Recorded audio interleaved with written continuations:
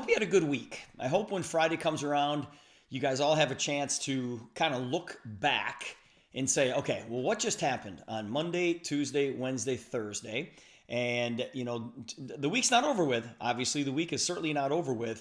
And you still have an opportunity to make this week a really, really productive week because of what you do today. And then actually, I'm going to say the same thing tomorrow. And then I would say the same thing on Sunday. Then I'm going to say the same thing on Monday, because we never stop. We absolutely never stop. But you've got to have those markers in place to kind of, look back at, what happened in your organization. Now, you guys hear me preach all the time that you shouldn't look at your organization once a month. You shouldn't even look at it once a week. You need to look at what's going on in your group multiple times a day.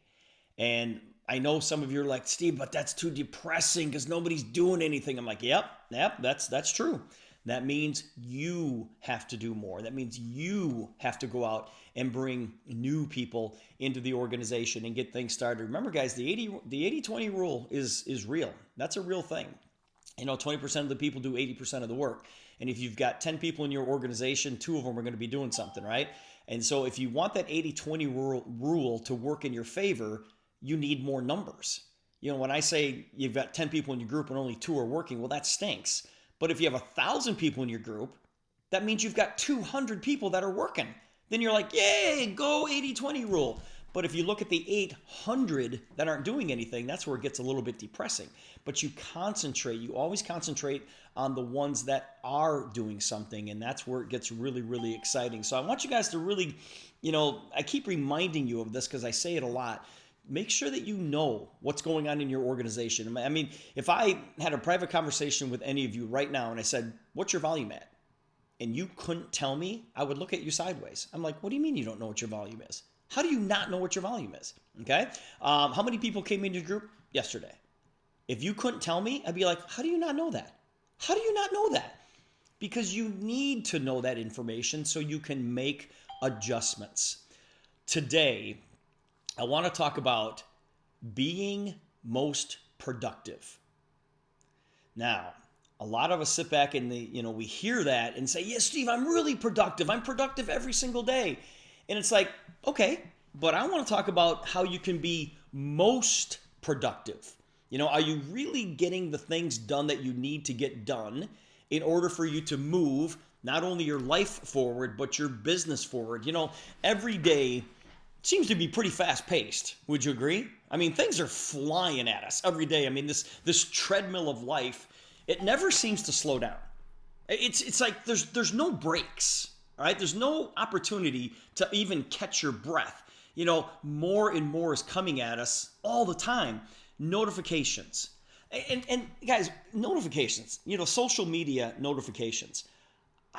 I turn my notifications off. Do you guys get notifications? The only thing that I have on is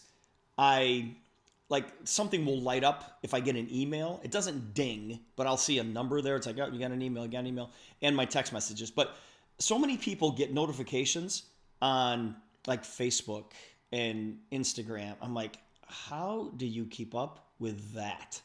It's like ding, ding, ding, ding, ding, ding, ding, ding, ding. It's like that would be, I would go insane if I did that. So, when I talk about more and more things coming at us, it's like notifications, emails, text messages. And in an attempt, to keep up with all of this stuff, you have to be an octopus. You got to have 8 arms, right? Each conversation, each task, in your mind, it opens up a new browser that requires our attention. And then you sit there and you go, well, then you wonder why you're not able to focus and fully engage and bring your best self. And guys, I don't even think our focus patches can do that. Right? Our focus patches are designed for you to focus on one task at a time, not have all this stuff thrown at you, and then you thinking, okay, I got to answer this email, I got to look at this notification, I've got to answer this text, I've got to get on this Zoom, and you're like, wait, take a deep breath. And the reason it's so confusing is because you have all these open tabs running through your head. So my advice today is, clear your computer. Just clear your computer. All of these open tabs, all they do is put pressure on us. And they don't make us very productive.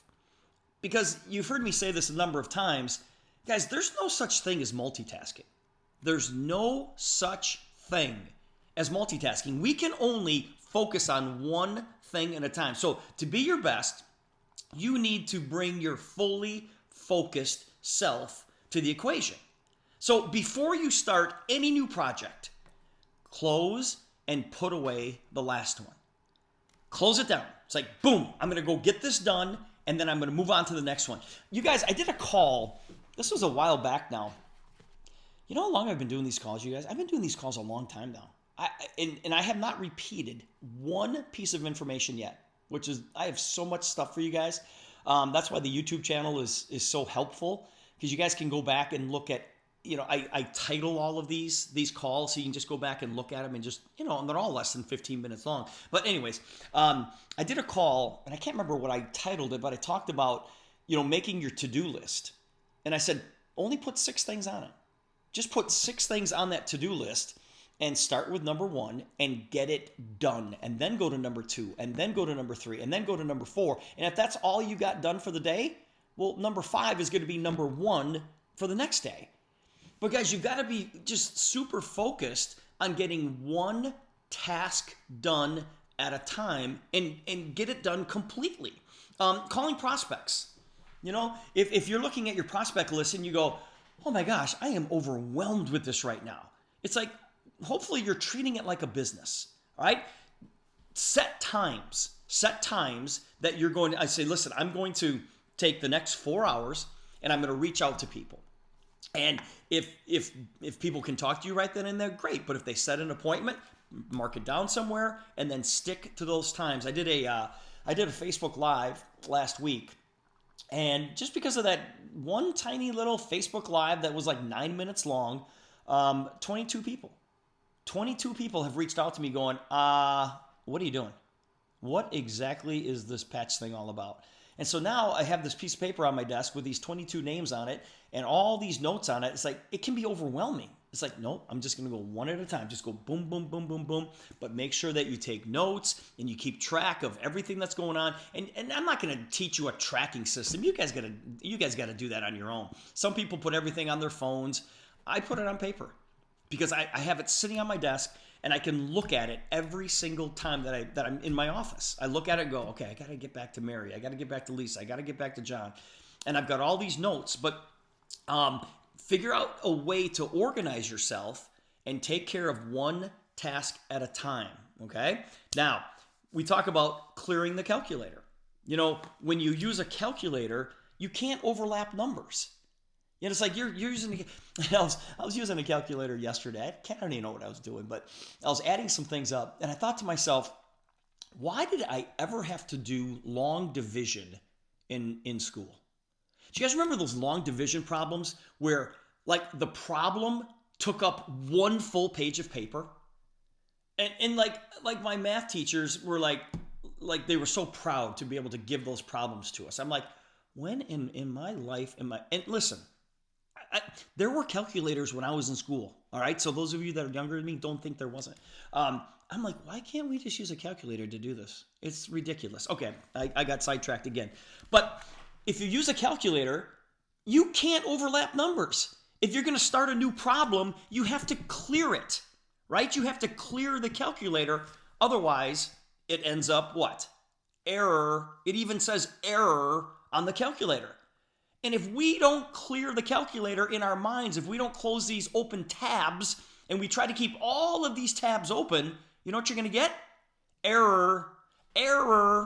Okay? So clear the calculator. Make sure there is nothing clouding your mind for the next task.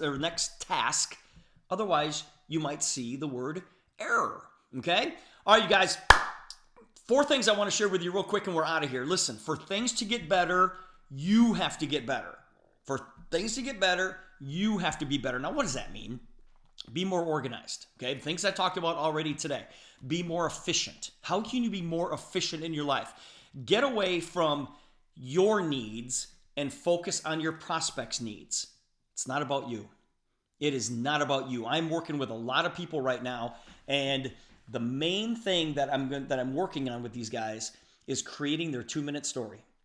Okay? Because if you brought me into this business, okay, or you're trying to bring me into the business, I would say, all right, tell me why you're doing it.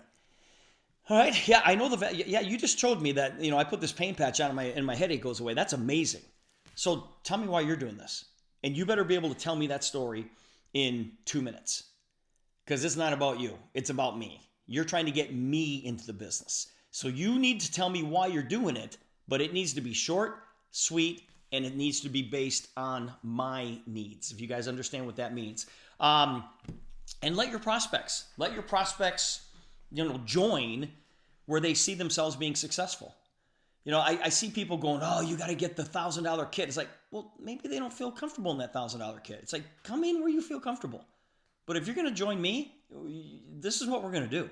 All right. You come in where you feel comfortable, and now we're going to go to work, and I'm going to teach you the system that we're all working with, and we're going to build this thing fast. But don't force people in at a position that they don't want to, that they're not comfortable in. And last thing is this, you guys, change the meaning of your bad days. Change the meaning of your bad days. Now, what the heck does that mean? Do you remember, well, maybe some of you don't remember, but I want you guys to feel this way. I want you guys to, when you have 5 or 6 people join your organization today, I want you to change the meaning of a bad day. I want your bad day to be 10 people joining your group. And then you're going to change the meaning and go, okay, a bad day is going to be when 20 people join my group. I only had 20 people join my group today. What the heck? Why was that? What's going on? Nobody's doing anything. I want you to look at that as a bad day. Okay? It's the complete opposite of what you just thought I was going to say, wasn't it? I want you to change the meaning of bad day. When you made $30,000 this month, and you're like, that was a horrible month. Can you believe that, you guys? Nobody in my organization's doing anything because you expected to make 50. All right? Change the meaning of your bad day, which means that you are always pushing forward. You're always trying to be better, okay? When you have one person join your group, like, oh, that's a good day. I want you to say, no, that was a bad day. I only had one person join today. And when 5 people join, you go, oh, that was a good day. No, that was a bad day because I want 7 people to join. Have that attitude, you guys. Have that. Because I told you the other day, I'm the guy that likes to rearrange the furniture. I am never, ever satisfied. And I don't want you guys to ever, ever be satisfied. Always look to be better.